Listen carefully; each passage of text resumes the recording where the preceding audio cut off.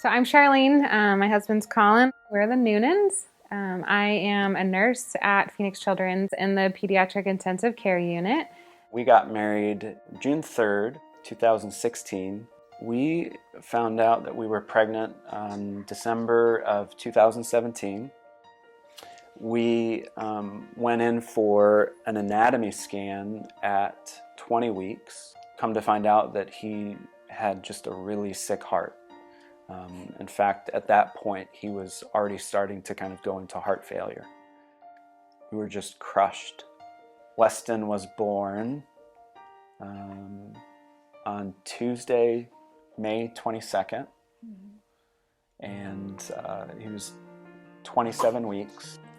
It's one of the hardest days of our lives, as hard as it is to lose a child. You know, we were surrounded by friends and family, and that's the first baby that we got to hold.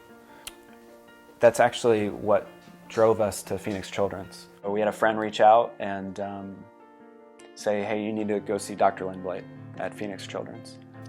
We felt like he was wanting to help us and give us answers, maybe know why this happened. So he got us set up with genetic testing, and we found out with Weston that he was a carrier of 2 genetic variations that are linked back to a cardiomyopathy, which is just an enlarged, weak heart. Through those tests, we found out that I have the same 2 genetic variations. The genetic testing opened up this whole new part of our story. You know, does that mean that all of our kids are going to have this severe of a cardiomyopathy? We were both super excited to get pregnant again, hopeful, but definitely scared. Dr. Lindblade found that Lucy also had a cardiomyopathy. She had the weak heart, but also a hole in her heart, so she had a VSD, and then also an ASD, or the atrial septal defect, which is the top part of the heart. I was terrified, and I wasn't really sure what life was going to look like after she came out. Lucy was born on September 26th at 10:25 a.m. at 38 weeks on the dot. I just remember feeling such relief and joy and gratitude. You know, so proud as a dad, because,